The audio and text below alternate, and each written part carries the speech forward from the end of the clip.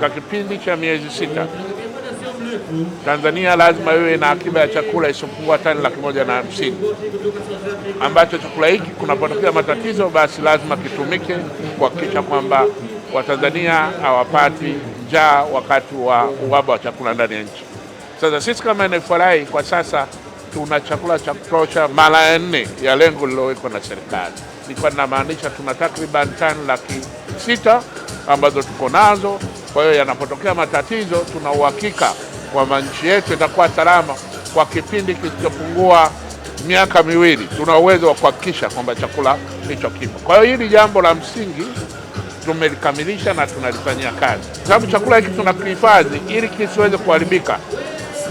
Basi tunauza mahindi, tunauza mpunga, tunauza mbaazi, tunauza dengu, tunauza mazao mengine ya mikunde ili kuhakikisha kwamba chakula kinakuwepo katika jamii. Sasa kwa mwaka huu tunaoingia sasa, kwa maana mwaka wa fedha 26/27, NFRA imeongeza nguvu zake katika kuweza kuongeza thamani ya mazao ambayo tunayazalisha.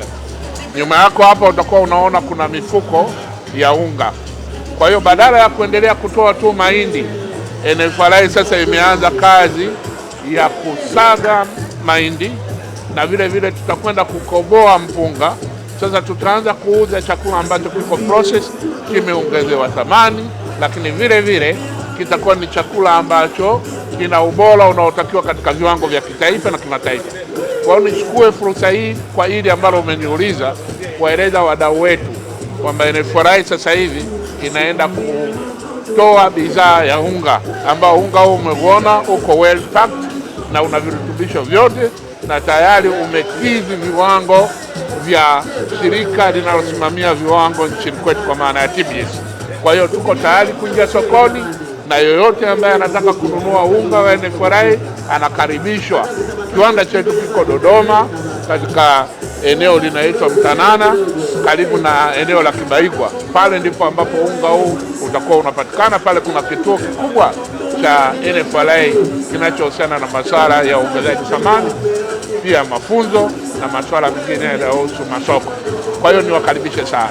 Kwa hiyo nikisema hivi, ukiondoa swala la kuingiza bidhaa mpya katika soko, kwa mwaka huu pia tumejipanga kwenda kununua chakula. Kwa hiyo wadau wote wanaohusiana na masuala ya hifadhi ambao wanafanya kazi na NFRA wajipange. Tumepanga kwenda sokoni ifikapo tarehe 20 mwezi huu. Tutakwenda sasa katika vituo vyetu vya kusanyia chakula kama vile ambavyo imekuwa ikifanyika katika vipindi vilivyopita, lakini mwaka huu tutaongeza vitu katika ule mchakato wa ununuzi. Tunakwenda kutumia zaidi mifumo ya ununuzi. Kwa hiyo wajiandae na wawe tayari kupokea namna bora zaidi ya kuweza kufanya ununuzi, ambavyo tutakuwa tunatumia mitambo ya kidijitali au mifumo ya kidijitali katika masuala ya ununuzi wa chakula kwa kipindi hiki na kuendelea. Tunakwenda kununua chakula cha kutosha. Kwa hiyo wadau wajiandae na sisi tuko tayari kwa ajili ya kuanza kazi hiyo. Lakini vile vile ukiondoa upande huo wa kununua chakula, NFRA itoe tangazo kwamba vyakula ambavyo vimekuwa vikiuzwa na NFRA kwa sasa bei zake zimepunguzwa maradufu. Kwa hiyo tunawakaribisha wadau wetu waje kununua mahindi, waje kununua mpunga, waje kununua unga, na kwa katika hali zote vitu hivi vitakuwa vinauzwa katika bei ambazo ni rafiki, kumwezesha mfanyabiashara wa jumla, mfanyabiashara wa rejareja aweze na yeye kuweza kupata faida. Kwa hiyo niwakaribishe sana na tunashukuru sana kwa kuwepo hapa Sabasaba, kwa sababu sasa sisi NFRA namna tulivyo tunakidhi ile dhana ya kwamba ni wafanyabiashara na ni watu ambao tunaingia katika mfumo huu wa viwanda.